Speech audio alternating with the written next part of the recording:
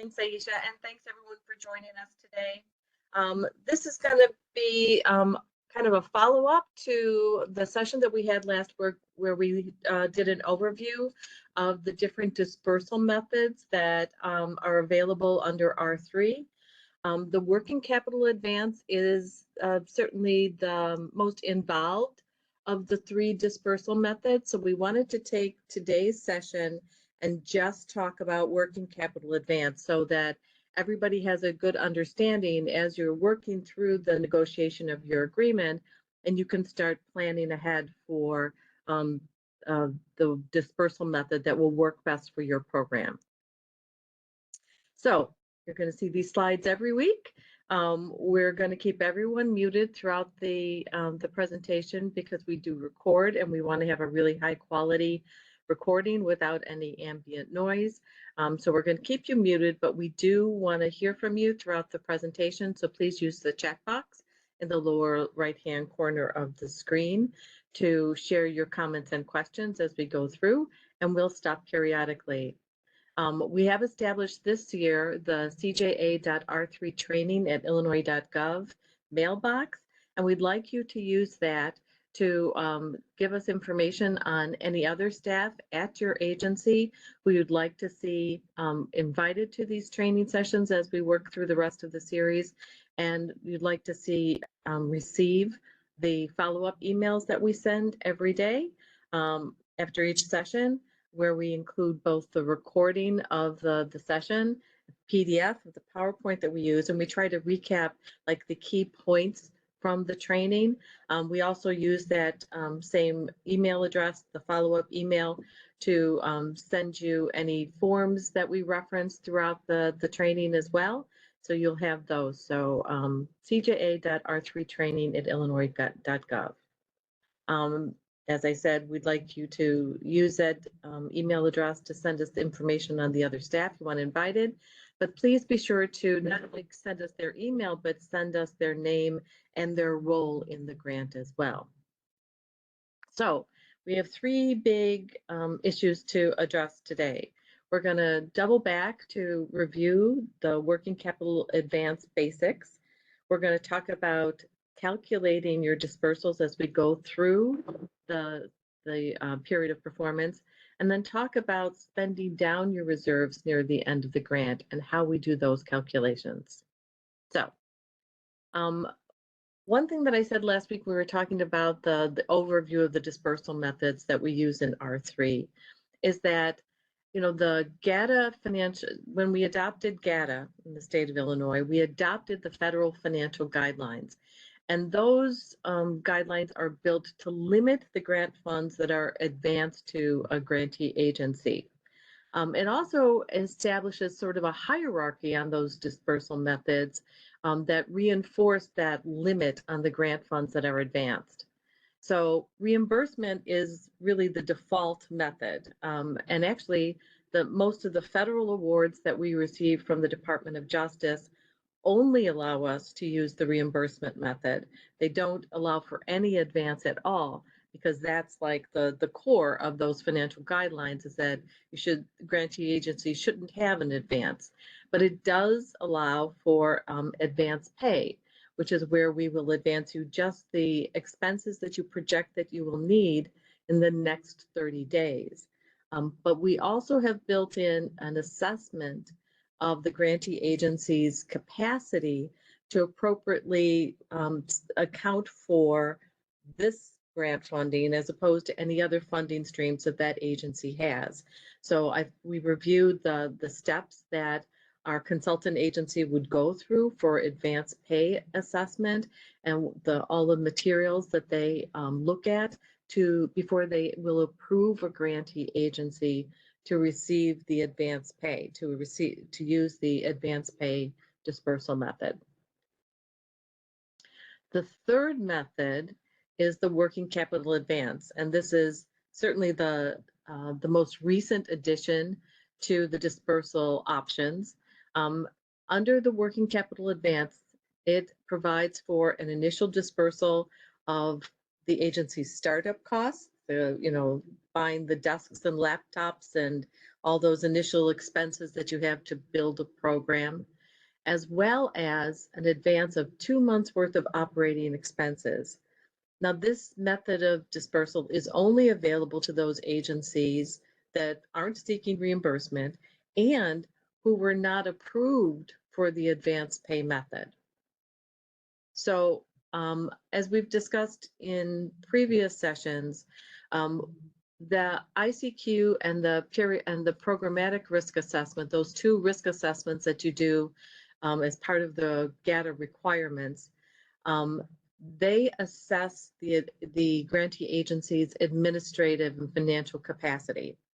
And so based on the assessment in the ICQ and the PRA, that points us to specific conditions that will be included in your grant agreement that will be very structured, very like time-defined steps that the grantee agency needs to take to address what the ICQ and the programmatic risk assessment has determined to be a deficiency, an area of your administration that needs to be strengthened. The most common ones that we see is that you have to have like a more robust accounting system, that you may have to establish certain policies and procedures about, 2 people approve every dispersal, those sort of internal controls that you need to have. And so those specific conditions will be incorporated in your agreement, and your grant specialist will work with you throughout the course of the agreement period to make sure that you're taking the steps to satisfy those specific conditions. So the specific conditions also will move agencies from not qualifying for advance pay to having the administrative capacity to qualify for advance pay. So the one of the goals of the specific conditions is really to get you to the point where you can be approved for advance pay because you've enhanced your administrative capacity. So grantees seeking to use the working capital advance dispersal method, they will need to fill out a certification that they lack the reserves to operate the program without that advance that working capital advance allows. But agencies seeking the working capital advance may also be assessed for advance pay eligibility, because in that hierarchy that's established by the 2 CFR 200, reimbursement is the default, advance pay is the second one, where we're limiting, like strictly limiting to just the money that you need for the next 30 days. That's the preferred advance, and working capital advance is the last option. So the goal of the specific conditions and this assessment is to work toward building grantee agencies' administrative capacity so they can move to the advance pay in the future, and they'll be qualified for that advance pay. Maybe we should stop here for some questions. Aisha, are there any questions in the chat? Sure. Let's see.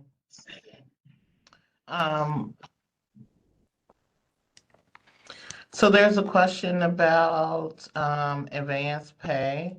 So the question is, let's see. Sorry. So do you have to go through the advance pay method process before pursuing working capital advance? Do you mean if they mean the assessment, you may be required to go through that assessment. We have a contract with a consulting firm that will ask for a number of materials. And if you refer back to last week's training, you'll see we had a couple of slides that listed the kinds of materials that consulting firm will ask you for. And when they review those materials, they'll tell us if they judge that you have the sufficient administrative capacity to qualify for advance pay. So if you feel that working capital advance is the best method, be sure to let your grant specialist know that now. And we'll reach out to our fiscal office to see if when they look at your ICQ and your PRA, if they feel that we should do this assessment. So working capital advance, folks that are interested in working capital advance may be required to go through that assessment process, because the preferred method is advance pay over working capital advance, right? Because there's so much cash that is advanced and that grantees will sit on. They sit on this 2 months worth of operating expenses. The financial guidelines want to minimize the amount of cash that's advanced. So we want to make sure that everyone who qualifies for advance pay is using that method as opposed to working capital advance. Great. Next question. How long does this process take? The advance pay assessment, I really don't have a good, I don't know if you have better information than Aisha. I think it's fairly rapid, but I don't have a good sense for what the current rate is right now. Do you have a better idea? Or if not, I can check with our fiscal office and incorporate that information into our follow-up email. Yeah, I think that would be best, Maureen, because I too do not have an exact time frame available right now. Yeah, because it really does vary. Their capacity to move quickly through these assessments does vary by the volume of grants that they're assessing at any one time. So I'll get a current assessment and include that in the follow-up email. What else you got, Aisha? How quickly will ICEJA reimburse if you do not qualify for an advance? So the dispersal process, the timing of all dispersals, no matter what the method is about the same. So when we receive your PFR, and on tomorrow's session, the Thursday session, we'll actually take you through, we'll introduce you to the PFR. So, and we will kind of go into more detail about what we do, how we review those PFRs when they come in. But very basically, your grant specialist will be reviewing the PFR, the tool that you use to report your expenses. If they have any questions, they'll go back to you with any questions or revisions that they see that are necessary. So, turning those PFRs in by the deadline and making sure that they're accurate will help to minimize any questions or revisions that the grant specialist will ask you for. But once the grant specialist is satisfied with the PFR, they pass it on to their supervisor. So the supervisor does the same review.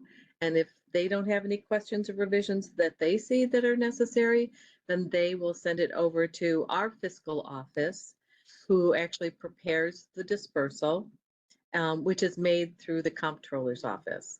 But tune in tomorrow and we'll go through that dispersal process in detail. Our goal to turn the dispersals around is within 2 to 3 weeks maximum. But if there are questions or revisions that are necessary, that's going to lengthen that time. All right. That's it, Maureen. Okie doke. So let's talk about the cash budget, because it's particularly important for the working capital advance. Whether if you're using the advance pay or working capital advance method, you will be required to complete the cash budget, which is one tab in your fiscal report, the PFR, that Sarah Anguiano will take you through tomorrow. But basically, the cash budget is a plan. We're going to ask you to plot out your expected expenditures in each budget category for each month of the period of performance. And that's particularly important for the working capital advance because it does factor into the dispersals that we make each month. So because you won't get to see that cash budget until you have an executed agreement and your grant specialist sends you the PFR that has been created specifically for your grant. I've come up with I put together a very basic Excel version of the cash budget, and I'm going to send that to you with the follow-up email this afternoon. And but I want you to know that these are not going to be the final number. So as we go through the execution process, we're going to be refining your budget. You know, if there's any adjustments that need to be made. So I want you to have this tool to, you know, to kind of start plotting that out, that cash budget out, so you can be ready when you do get your PFR. But if there are any adjustments to the approved budget, you know, versus the one that you're working with now, when you kind of do this sample tool, you will need to adjust it before you go back and add that to the PFR. We'll show you that in a few minutes. So this is just like a planning tool for you. And it won't be like we don't want you to send that back to us. We want you to take those final numbers from this planning tool and to drop it into the cash budget in the PFR when you receive it from your grant specialist. So let me show you what it looks like right now. And if it'll be nice and share it for me. There it is. Okay, so you can see, and I know this is a little difficult to see, but I'm going to send this to you this afternoon. The PFR, this is the planning tool, which is just basically plots out what's in the much fancier PFR tab cash budget.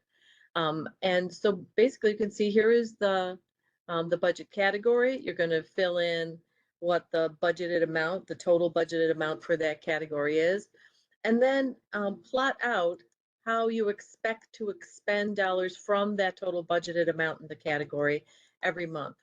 You know, like personnel may be an easy one. I think I'm going to have 4 staff members approved for this budget. This is the total I've allotted for their salary over the 12-month period of performance. And it's going to march along at kind of like an even level every month, right? Same thing with the fringe benefits, which is, you know, based on their salary. But things like travel, that may be not the same expected expense every month.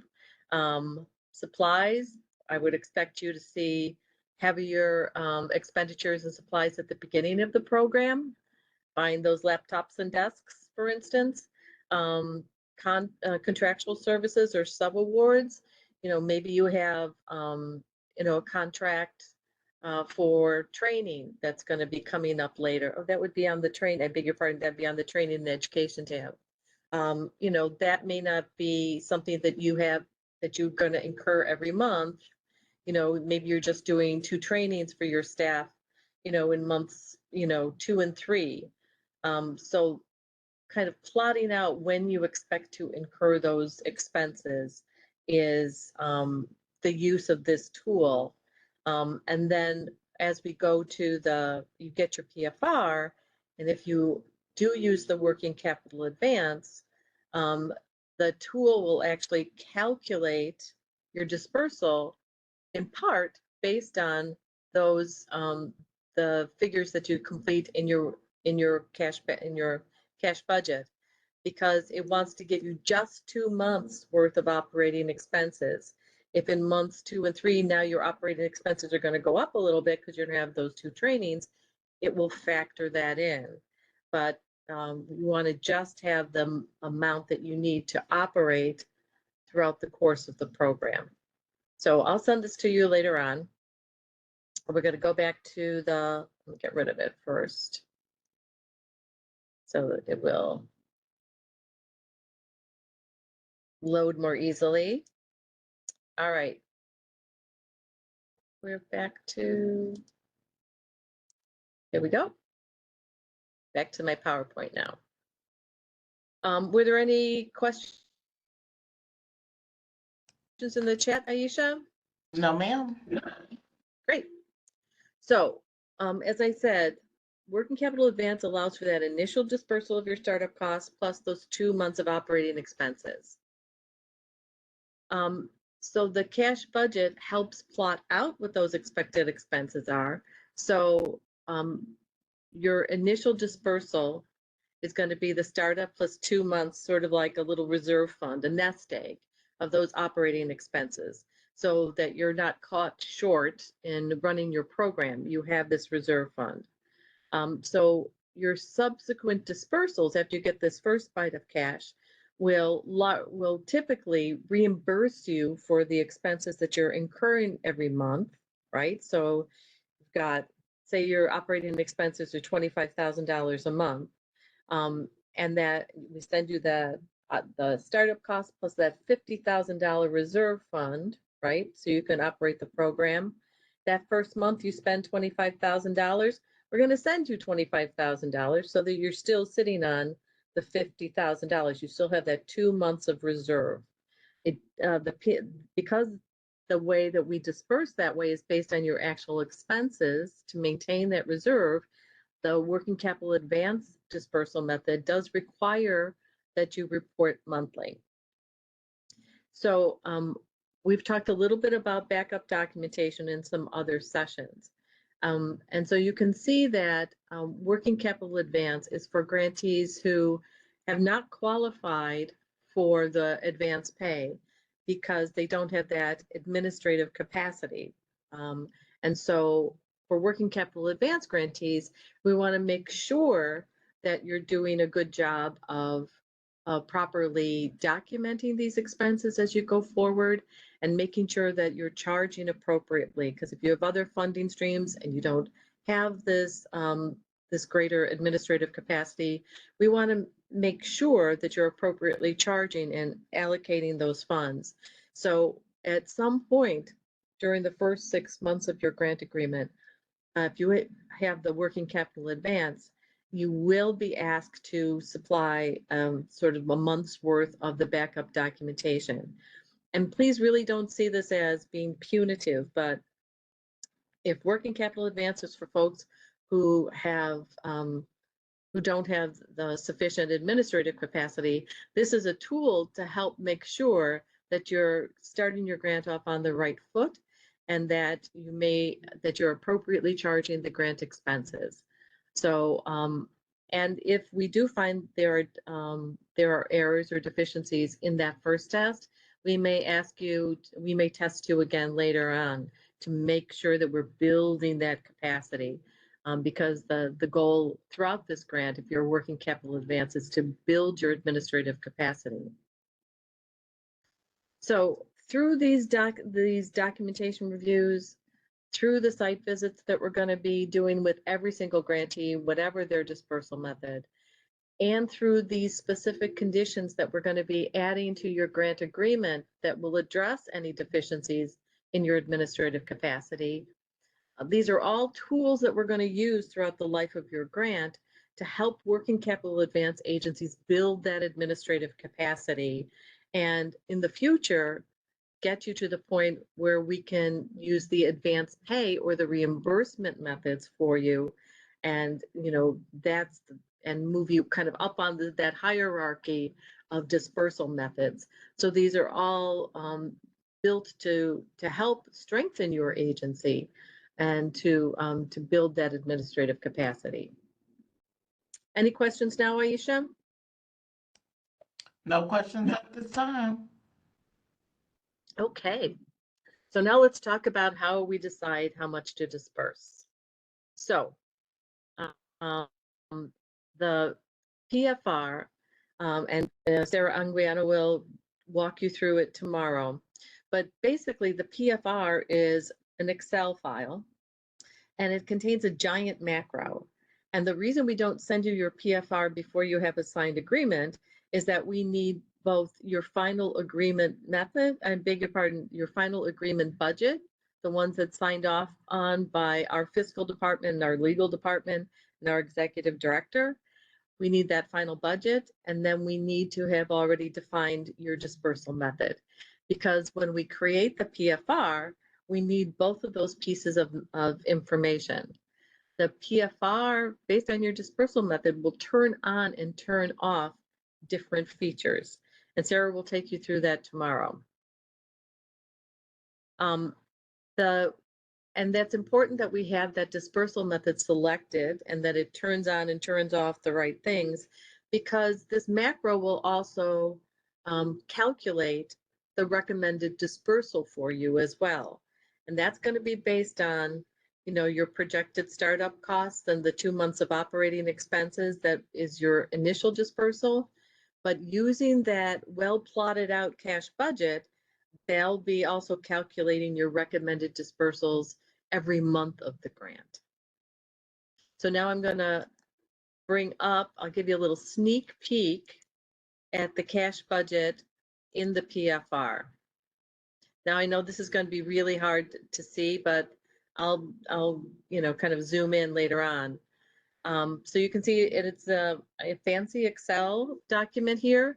Green cells are always the ones that you're going to be asked to fill in. This is when you receive the PFR, all of this information will already be established. We'll have your final budget, which is listed here.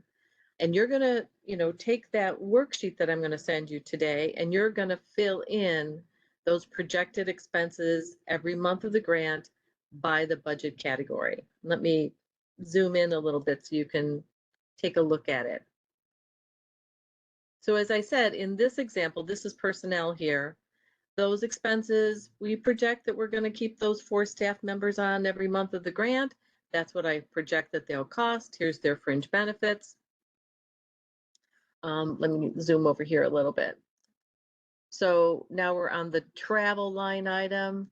We think it might be fairly low those first 2 months and then increase later on as we build our program up. Here's that initial expenses for the laptops and the desks. That's the startup costs. And then we think that's going to level off after the program gets started up. And these are our ongoing supplies costs. Here's a subaward. I've plotted out a subaward. We don't think we'll have that up and running until month 3. So we've just started to allocate it there. Here's the rent. That's going to march along the same every month. Same thing with your telecommunications, your internet and phone. And here are those 2 trainings that I said you're going to do in months 3 and 4 for your staff. So you can see that it's totaling up what your projected expenses are, and that your operating funds, if you look at it, your operating nest egg will increase in this 3rd month when you bring on that subaward, right? So because we've plotted that out in the cash budget, now your operating fund, that reserve that we're going to let you maintain, is going to actually increase when we get to that 3rd month.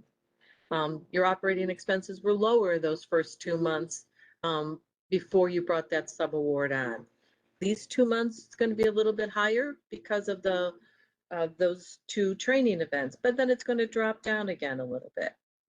But this is the way that we see the cash budget.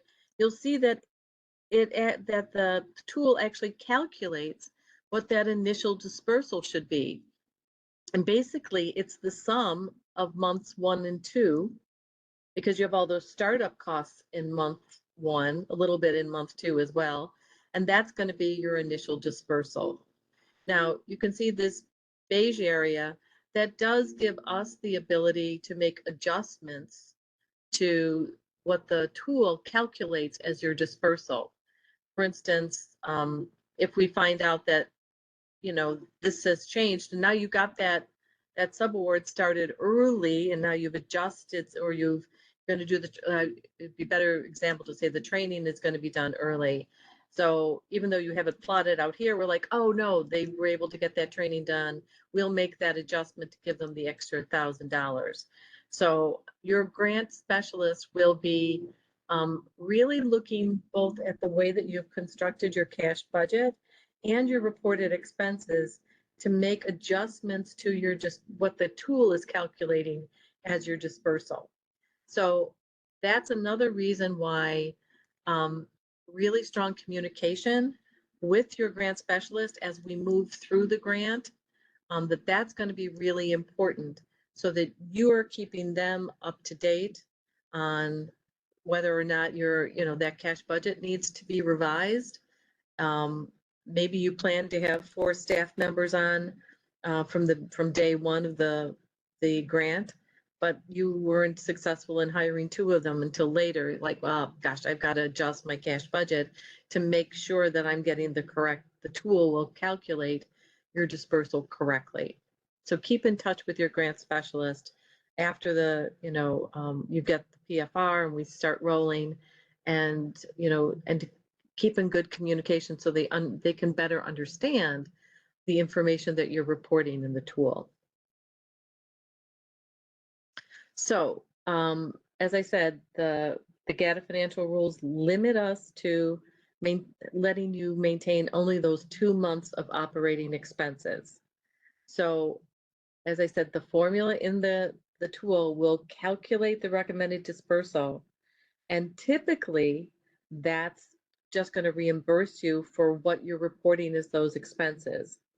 But we will be able to make adjustments in that to make sure that you're just sitting on those 2 months worth of operating expenses. So let's look at a couple examples. So if you did a really good job with your cash budget, everything happened just when you expected it to, and your startup and operating costs exactly match your actual expenses that you report in your month 1 PFR, the month 1 dispersal then would be just what you expensed in month 1 to pay back that reserve fund, so that you're still just sitting on those 2 months worth of operating expenses. But if your projections of the startup costs and operating costs exceed your expected expenses by, say, $1,800, that month 1 dispersal will be $1,800 less than the reported expenses, because we only want you sitting on the 2 months reserve. So those are the kinds of adjustments that we're going to be making throughout the life of the grant. So pay close attention to how well those actual expenses are comparing to your cash budget, what you projected your expenses would be, and making appropriate adjustments in the cash budget based on that.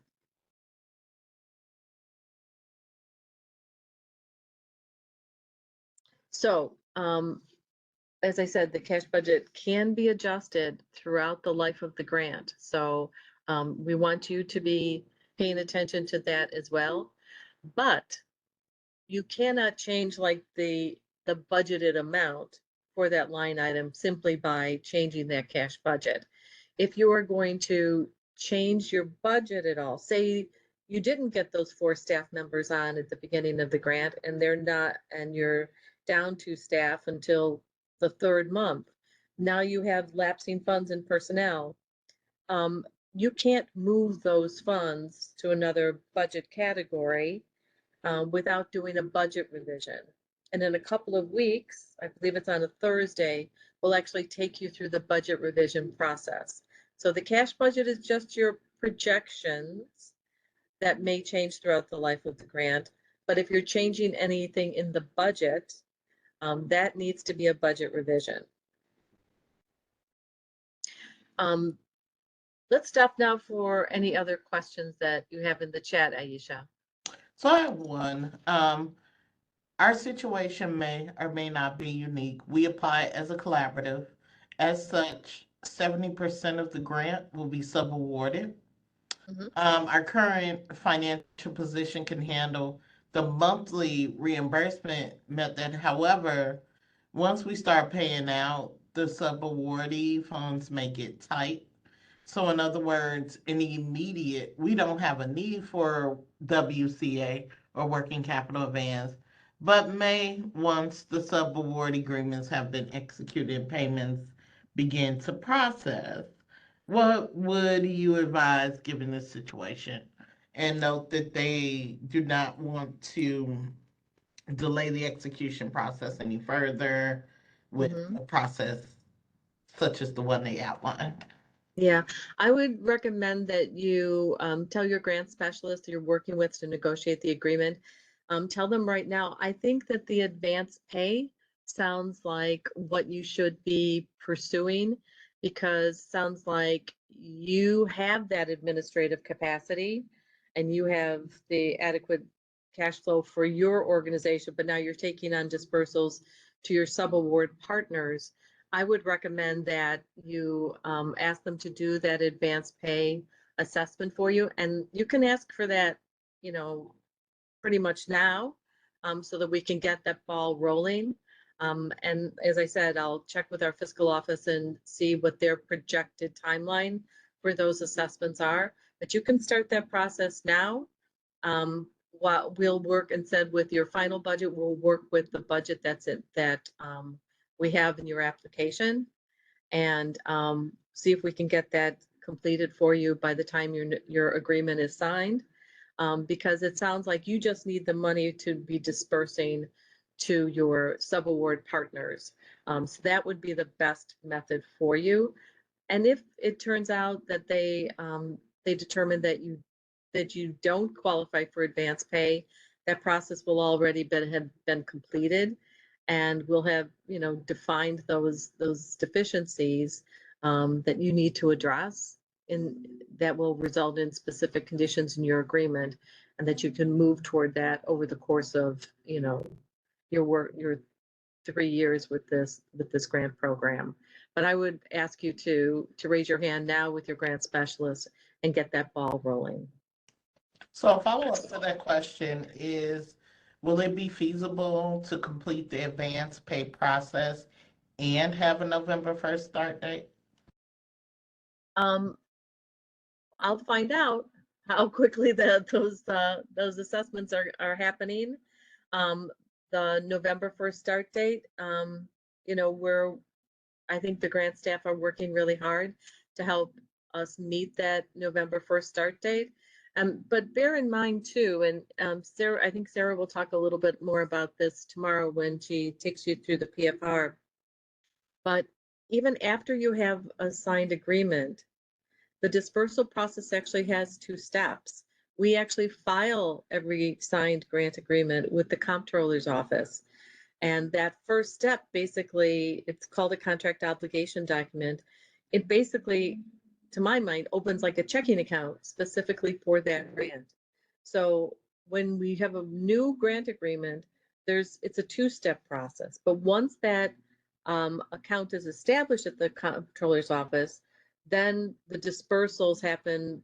Like I said, our goal is about 2 weeks from the receipt of a PFR to the you know, to the dispersal. And of course, if you have set up and Sarah will talk about this tomorrow as well, if you've set up direct deposit with the comptroller's office, those dispersals will happen more quickly than waiting by the mailbox for a paper check.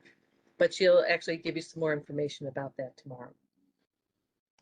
So Right. it's full, but there are all these other pieces that need to fall into place even after you have a signed agreement. All right, next question. For an organization that has been established for a while, but handling grant capital for the first time, if we are going after the advance and have the admin capacity, are we able to apply for the advance without having a deep financial history to show during the assessment?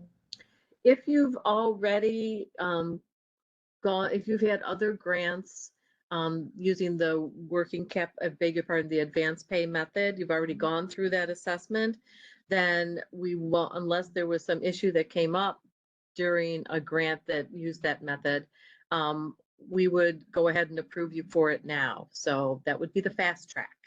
But if you've never actually gone through that assessment process, you do have to go through it to qualify for the advance pay. We have to have the consultant actually tell us that you've been approved before we can set up your PFR for advance pay.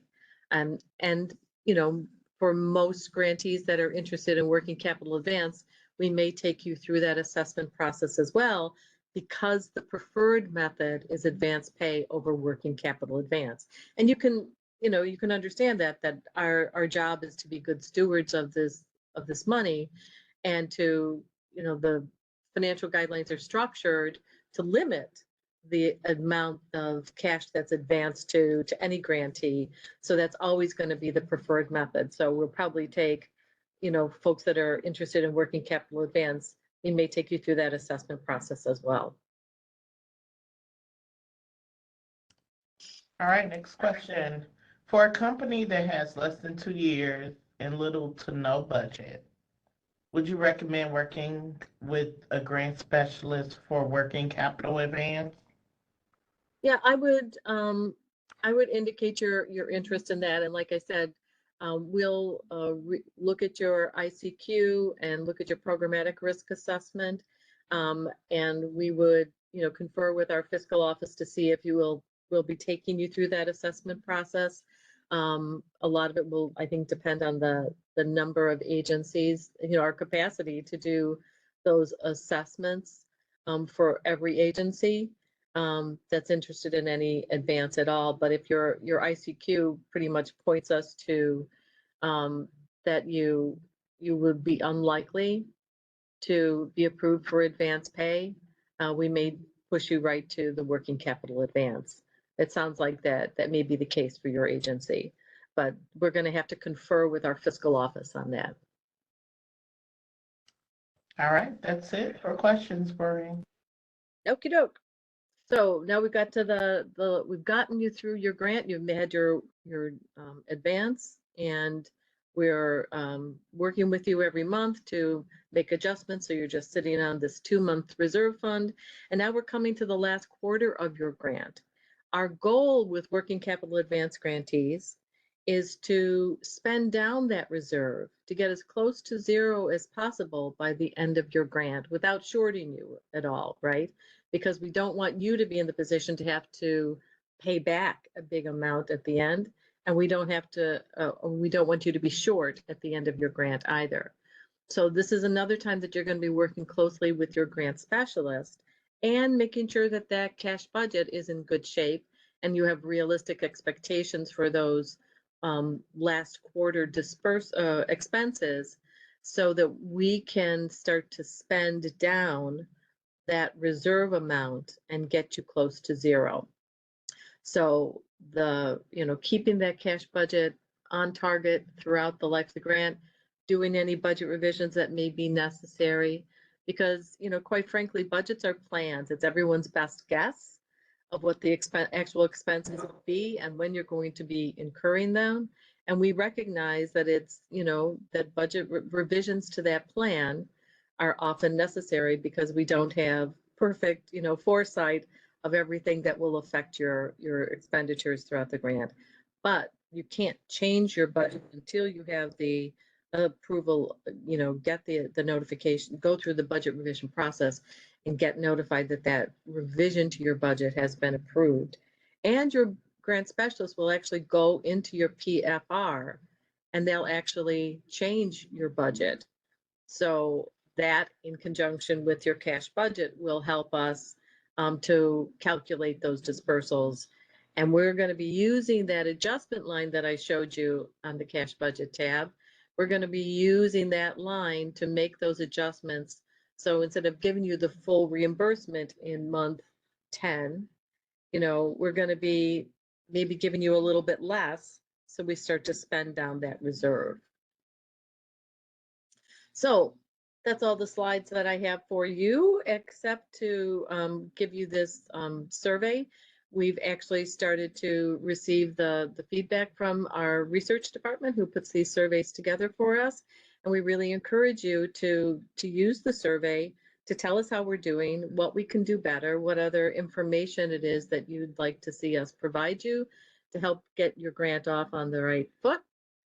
Tomorrow's training, as I've said several times, is Sarah Anguiano is going to take you through the periodic financial report that I've been referring to. And then next Wednesday, we're going to talk about timekeeping.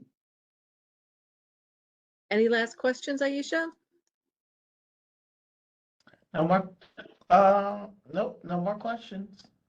That's great. Well, hope this was helpful for you, and I hope you are able to tune in for Sarah's